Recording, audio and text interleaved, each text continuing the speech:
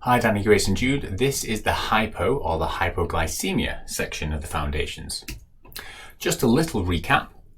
When the glucose level drops below 4 millimoles per litre or 70 milligrams per decilitre, and that is what we call a hypo.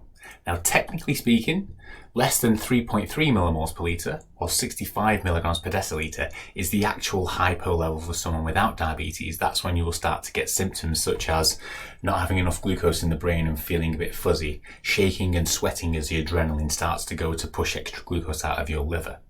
But the reason why we use 4 or 70 milligrams per decilitre is because the CGM accuracy is not absolutely bang on. You need to leave yourself a bit of a safety buffer. So leaving it that treating hypos less than 4 means that you'll never be lower than 3.3. So just to understand that a clinical hypo is less than 3.3 or 65, but we pragmatically or practically use less than 4 or 70 because CGM accuracy means that we're never going to be below 3.3 or 65 if we choose to treat hypos at less than 4 or 70 milligrams per decilitre. Just a technical point, but it's important to understand that.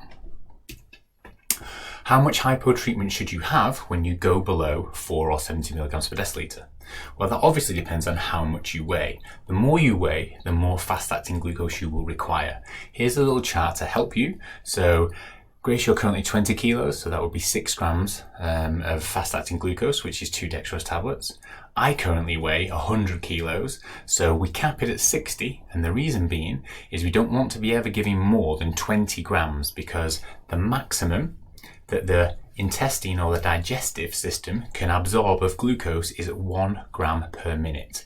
And because when we give the hypo treatment, we want to be rechecking in 20 minutes time, you don't want to be giving more than 20 because then you end up stacking glucose. So that's why you should never give more than 20 at a time, especially when you're rechecking in 20 minutes. So for me, 18 grams of fast-acting glucose, which is 6 dextrose tablets. Now, obviously, you're probably thinking, because I know, Danny, you're going to be asking this question, well, would you have the full 18 grams if you've got a double arrow down versus just an angled arrow down? And what about preventing those? Why wait until you're less than 4? Surely you'd want to step in before. Those are both great questions. So you can see here, we developed a guide when we get to match in dynamic glucose management that tells you, depending on the glucose level, if you're preventing hypos, between 4 and 6 or 70 and 110. Depending on the arrow, depends on what percentage of your hypo treatment you should have. And if you're less than 4 or less than 70, depending on the arrow, how much you should have. I'm not going to go through that now and spoil match once you get through to dynamic glucose management, but you can quite easily see you'll need more hypo treatment here and less hypo treatment here, a lot more hypo treatment here than here. So it's really important as you build your skill with continuous glucose monitoring that you can start to do things like this that say, well, I know my standard hypo treatment is 18 grams, but I'm only 4.5 with an angled arrow down. I surely don't need the full 18 grams, maybe just half will do, for example. So I've put a guide for you in match of dynamic glucose management, but you'll need to wait to then to put that into full effect. It needs to be pure glucose. It can't be sugar. So this is the reason why, okay?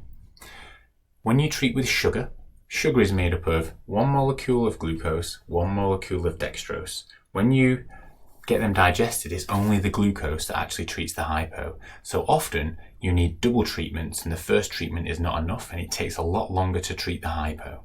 Whereas if you have pure glucose, all of that glucose that you've given gets into the bloodstream really quick, i.e. fast, therefore it brings it up nicely without the need for double treatment. So you can see there's a big difference. Sugar is a slow treater of hypos. Glucose is a fast treatment of hypos. Let's have a look in a bit more detail. So glucose only, which is what we want. Dextrose tablets, Lucozade, for example. You put it in, they're all single molecules of glucose.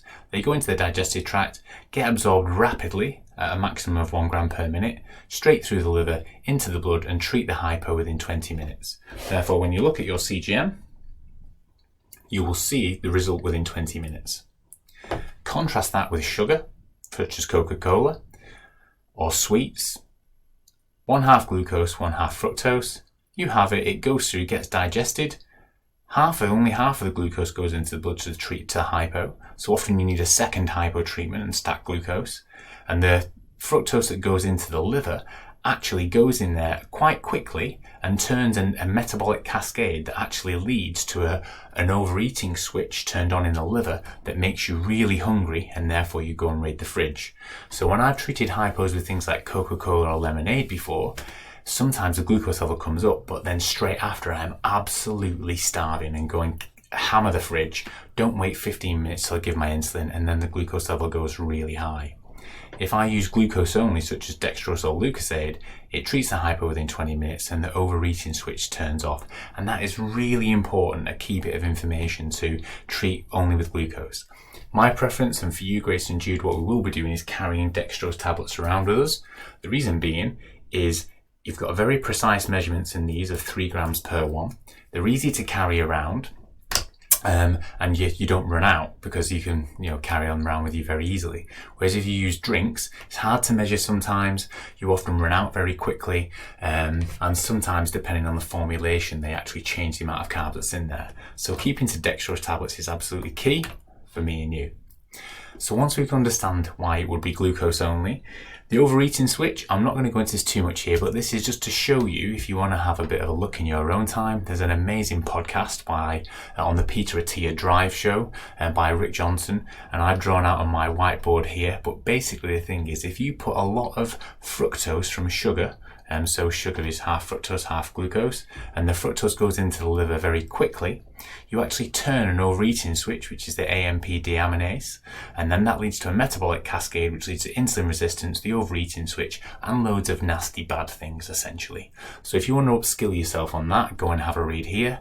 But if you want to keep it really simple, loads of fructose in the liver delivered fast through sugar treatments lead to the overeating switch turned on, leads to you hammering the fridge and the glucose level going high. So keep it to glucose only. I know we discussed this before, but this is just to show why temporary basal rates are not a good way of treating hypos or preventing hypos, especially during the day. When you've got food bolus insulin and exercise knocking about, temporary basal rates are not very good at preventing hypos. That's why automatic pancreas systems are pretty limited during the day, but they are very good overnight. So it's just to understand, you want something that treats the glucose level fast, which is pure glucose.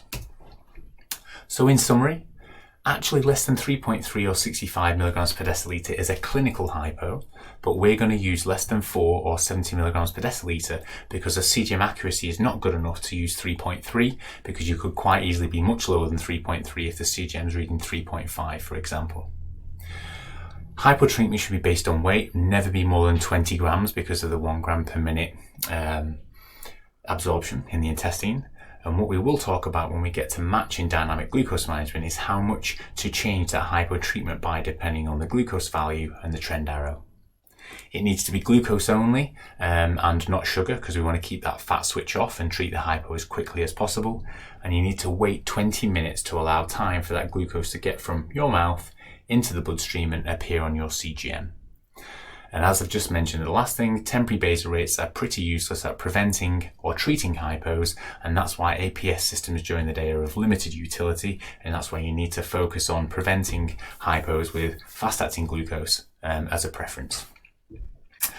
That's a lot of information to take on board. Well worth reviewing this, because this is the basis for match of dynamic glucose management. I'll look forward to going through that with you when we get to there. But next we're going to move on summarising fast and slow movers of glucose.